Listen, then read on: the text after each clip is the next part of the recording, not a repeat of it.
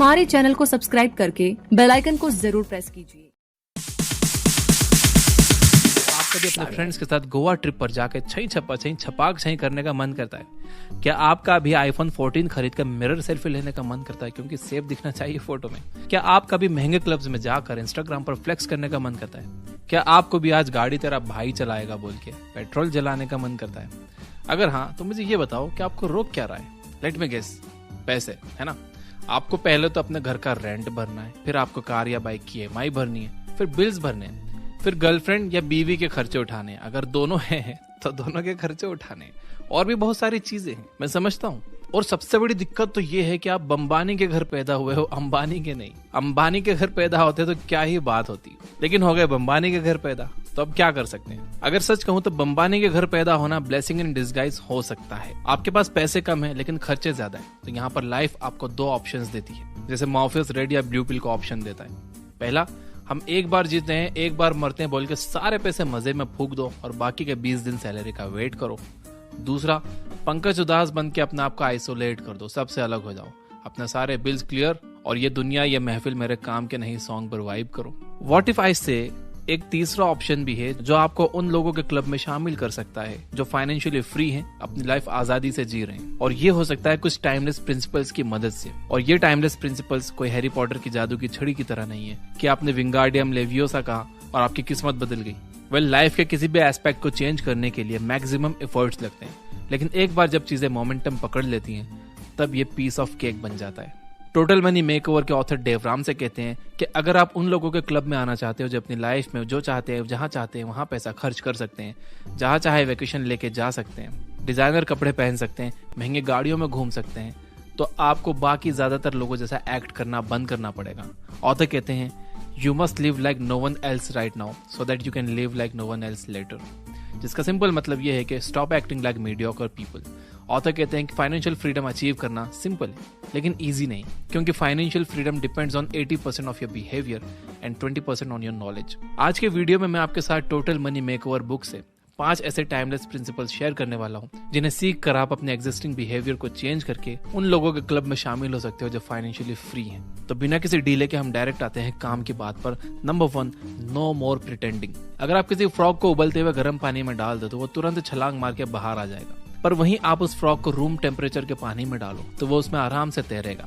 फिर चाहे आप वो पानी का टेम्परेचर क्यों ना धीरे धीरे बढ़ाते रहो, उस फ्रॉग को कुछ पता नहीं चलेगा और वो आखिर में गर्म पानी से मर जाएगा, पर वो बाहर नहीं आएगा। इसी तरह आपकी फिजिकल हेल्थ भी ऐसे ही खराब नहीं होती, बल्कि आपकी हेल्थ धीरे धीरे खराब होना शुरू होती है।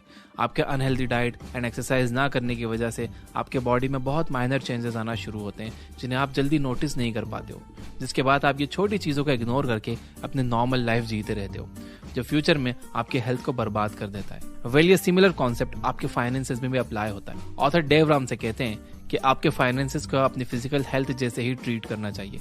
जैसे आप एक रात में अपना 10 किलो वेट कम नहीं कर सकते, वैसे ही रातों रात आप अमीर नहीं बन सकते, क्योंकि आपकी फाइनेंशियल कंडीशन एक झटके में खराब नहीं होती है, बल्कि आपके पास्ट में लिए हुए डिसीजंस नहीं, आपके करंट फाइनेंशियल कंडीशन को आपके सामने ला के रखा है। इसलिए टोटल मनी मेकओवर करने के लिए आपको सबसे पहले अपनी करंट फाइनेंशियल सिचुएशन की सारी प्रॉब्लम्स को देखना होगा, चेक करना होगा कि आपकी करंट इनकम कितनी है, आपके करंट एक्सपेंसेस कितने हैं, आप कहाँ सबसे ज्यादा आपके पैसे खर्च करते हो, पर मंथ आप कितना सेव करते हो। फॉर एग्जाम्पल, आपने नोटिस किया कि आप एक अच्छी लाइफस्टाइल तो जी रहे हो, जहां आपके पास घर है, गाड़ी है, आईफोन है और माँ भी है। आप ये रियलाइज करते हो कि आपके क्रेडिट कार्ड की लिमिट भी क्रॉस हो रही है और आपके लोन्स की EMI ही आपके मेजर चंक ऑफ इनकम को उड़ा ले जा रही है। फिर भी आप शाइनी ऑब्जेक्ट सिंड्रोम के शिकार होकर नई नई चीजें खरीदते ही रहते हो। तो ये सारी चीजें बताती हैं कि आप एक फाइनेंशियल बबल में जी रहे हो जो कभी भी फट सकता है। प्लीज प्रिटेंड करना बंद करो, ढोंग करना बंद करो, अपनी एक्चुअल फाइनेंशियल कंडीशन से भागना बंद करो। Number 2, save up for rainy days. Murphy's law कहता है कि if anything that can go wrong will go wrong, जिसका सिंपल सा एक्सप्लेनेशन ये है कि अगर कुछ खराब हो सकता है तो वो खराब होगा। इमेजिन करो कि आपने डिसाइड तो कर लिया कि आप एक रिस्पॉन्सिबल इंसान बनोगे और पैसों को अय्याशियों में वेस्ट करने के बजाय सही जगह पर इन्वेस्ट करोगे, लेकिन नेक्स्ट डे ही इमरजेंसी आने से आपको वो पैसे खर्च करने पड़ते हैं, जिससे आपका इन्वेस्टिंग और सेविंग प्लान पूरी तरह से चौपट हो जाता है। इसलिए ऑथर डेव राम से कहते हैं कि हमें रेनी डेज के लिए इमरजेंसी फंड क्रिएट करने की सख्त जरूरत है, जहां पर हमें $1000 को सेव करके एक इमरजेंसी फंड क्रिएट करना है, जो कि इंडियन रुपीस के हिसाब से 82,000 रुपए होते हैं। आपको ये पैसे एक ऐसी जगह पर सेव करके रखने हैं जहां आप इजीली बिना कोई दिक्कत के इन्हें एक्सेस कर पाओ। और तो और आपको अपने इमरजेंसी फंड को कहीं इन्वेस्ट नहीं करना है और ना ही अपने सेविंग्स अकाउंट में रखना है, क्योंकि मुझे और आपको दोनों को पता है कि अगर आपने ये पैसे अपने सेविंग्स अकाउंट में रख दिए तो आप यहाँ वहाँ QR कोड स्कैन करके ये पैसे उड़ा दोगे। ऑथर के एक स्टूडेंट ने अपने इमरजेंसी फंड को कैश में कन्वर्ट करके एक फोटो फ्रेम के पीछे छुपा दिया था, जैसे कि मिस्टर इंडिया फिल्म में वो ब्रेसलेट छुपा हुआ होता है, ताकि जब भी उसकी लाइफ में इमरजेंसी आए तो वो उस फोटो फ्रेम को तोड़कर उस फंड को इजीली एक्सेस कर सके। ध्यान रहे कि आप ये इमरजेंसी फंड को बर्थडे पार्टी सेलिब्रेशन या बाइक खरीदने के लिए या आईफोन की EMI भरने जैसे फालतू रीजंस में स्पेंड ना करो। और अगर आपसे इमरजेंसी फंड खर्च हो भी जाता है तो आपको जल्द से जल्द उसे फिलअप कर देना है, क्योंकि हाथ में पड़ा हुआ लिक्विड कैश कॉन्फिडेंस देता है। Number 3, debt snowball. दोस्तों, इमेजिन करो कि आप एक बर्फीले पहाड़ पर अपने फ्रेंड्स के साथ बर्फ से खेल रहे हो और आपके दिमाग में एक आइडिया आता है कि क्यों ना बर्फ का एक छोटा सा स्नोबॉल बनाए और क्यों ना उसे पहाड़ से नीचे गिराया जाए। आपको पता है कि इसका नतीजा क्या होगा? एक छोटा सा स्नोबॉल नीचे आते आते एक जायंट स्नोबॉल बन चुका होगा। इसी रेफरेंस में ऑथर डेव राम से कहते हैं कि आपका सबसे बड़े दुश्मन डेट यानी कि कर्जे को स्लोली और स्टीडीली खत्म करते जाना है, क्योंकि ऑथर कहते हैं कि आप तभी अमीर बन सकते हो जब आप पर कोई लोन या EMI ना हो। अब क्योंकि आज की डेट में लोन मिलना बहुत आसान हो चुका है, जिसमें आपका सबसे बड़ा एनिमी होता है इंटरेस्ट। इसलिए अगर आप पर किसी भी तरह का कर्जा, इंटरेस्ट, EMI या लोन है तो आप सबसे पहले उससे फ्री होने की कोशिश करो। उससे फ्री होने का मैं स्टेप बाय स्टेप प्लान बता देता हूँ। सबसे पहले अपने लोन एंड EMI को असेंडिंग ऑर्डर यानी छोटे से बड़े ऑर्डर में लिखो, जिसके बाद आपको आपके सबसे छोटे डेट को क्लियर करने की कोशिश करनी है। लेट्स अज्यूम कि आपने अपने दोस्त से 5,000 रुपए का लोन लिया है, फिर आपके आईफोन का लोन 80,000 है जिसमें आप हर महीने 2,000 रुपए भरते हो, और फाइनली आपके बाइक का लोन 2.5 लाख रुपए है जिसमें आप मंथली 3,000 रुपए देते हो। वर्स्ट केस सिनेरियो एज्यूम करते हैं कि आपकी मंथली इनकम 10,000 रुपए। तो सबसे पहले स्टेप में आप अपने फ्रेंड के सारे पैसे क्लियर कर दो, जिससे आपके सर से कर्ज का बोझ उतर जाएगा, जिसके बाद आप साइकोलॉजिकली और मोटिवेटेड फील करोगे और आपको और जल्दी कर्ज से मुक्त होने का मन होगा। अगर आपको कुछ महीनों के लिए 2 जॉब्स भी करनी पड़े, एक्स्ट्रा शिफ्ट भी करनी पड़े और जी जान लगाकर मेहनत करनी पड़े तो वो भी आप करो, लेकिन सबसे पहले डेट की स्नोबॉल की मदद से अपने आप को डेट फ्री करो। Number 4, safety net fund. दोस्तों, जैसे ही आप डेट फ्री हो जाओ आपको सेफ्टी नेट फंड बनाना चाहिए। सेफ्टी नेट फंड का मतलब है अगर आप फ्यूचर में काम नहीं करते हो तब भी आप अपने लिविंग एक्सपेंडिचर को चला सको। दोस्तों, जहां आप अपने सेविंग्स का यूज अपने डेट को क्लियर करने के लिए कर रहे थे, वहीं आप अपने सेविंग का यूज अपने सेफ्टी नेट फंड को बनाने के लिए करोगे। सबसे पहले आप अपने महीने के एक्सपेंसेस लिख लो, जैसे कि home rent, mobile recharges, electricity, Netflix and Amazon prime subscription, food and drinks, H&M और Zara से शॉपिंग, एक्सेट्रा एक्सेट्रा। ये सारी चीजों की एक लिस्ट बना लो और मान लेते हैं कि इन सब का खर्चा आया 20,000 रुपए। मतलब मोटा मोटा आपको 20,000 मल्टीप्लाइड बाय 3 यानी कि 60,000 रुपए का सेफ्टी नेट फंड तैयार करना है, क्योंकि लाइफ का कुछ फिक्स नहीं है बॉस। ऊपर वाला ना करे कि आपको कुछ हो जाता है या आपकी जॉब चली जाती है तो एटलीस्ट 3 महीने के लिए आप अपने लिविंग एक्सपेंसेस चला सकते हो, जहां पे आपको किसी से पैसे मांगने की जरूरत नहीं पड़ेगी जब तक कि आप रिकवर ना कर लो या नई जॉब ना ढूंढ लो। ऑथर तो सजेस्ट करते हैं कि आपको 12 महीने का सेफ्टी नेट फंड तैयार करके रखना चाहिए, लेकिन मैं सजेस्ट कर रहा हूं कि आप पहले 3 महीनों से शुरू करो, क्योंकि 12 महीने शायद आपके दिमाग के लिए बड़ा टास्क हो सकता है। एंड मुझे नहीं चाहिए कि आप कोई भी मेंटल बैगेज या अपनी लाइफ को कॉम्प्रोमाइज करके अपना टारगेट अचीव करो। Life is a marathon, not a sprint.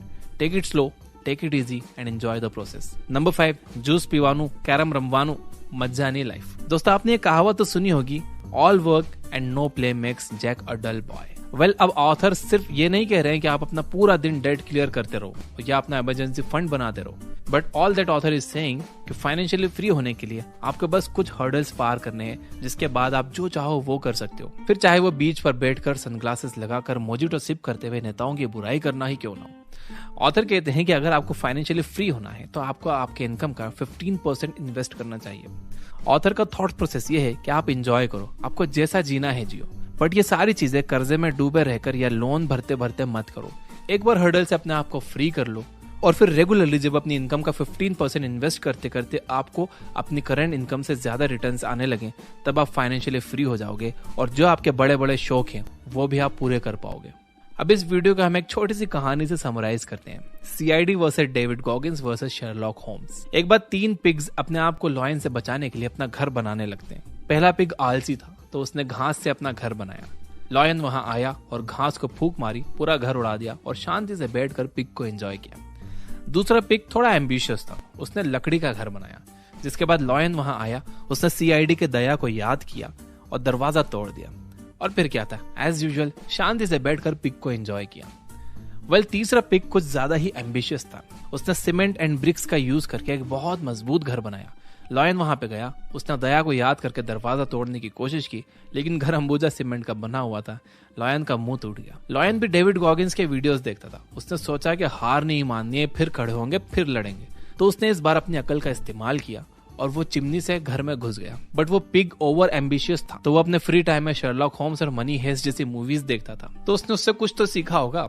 तो उसने चिमनी के नीचे गर्म पानी रख दिया था कि अगर कोई चिमनी से अंदर आने की कोशिश करे तो सीधा जल जाए। और हुआ भी यूं ही। लॉयन सीधा पानी में गिरा और पिग ने सॉल्ट, पेपर और नींबू डाला और लॉयन को पानी में छोड़ दिया। जिसके बाद लॉयन पक गया और फिर पिग ने लॉयन को एंजॉय किया। मोरल ऑफ द स्टोरी क्या है कि अगर आप इस तीसरे पिग की तरह ओवर एम्बिशियस बन के डेव रामसे के ये सारे प्रिंसिपल्स को फॉलो करते हो, तो वो प्रॉमिस करते हैं कि आप इजीली उस क्लब को ज्वाइन कर लोगे जहां पर लोग फाइनेंशियली फ्री हैं और आजाद लाइफ जी रहे हैं। यहां तक ये वीडियो देख रहे हो तो लाइक करने में बिल्कुल कंजूसी मत करना। इस वीडियो को जरूर लाइक करना और कमेंट में यस जरूर लिखना, ताकि मुझे पता चल जाए कि आपको ये वीडियो पसंद आई और आपने यहां तक देखा है। ये बुक ऐप डाउनलोड कर लो, जहां पर 400 से ज्यादा बुक्स आप फ्री में सुन सकते हो बिना किसी एड्स के, और बिजनेस और इन्वेस्टमेंट पर वहां 200 से ज्यादा बुक्स हैं। Finally, you guys are amazing. Keep reading, keep learning, keep growing. Thank you for watching.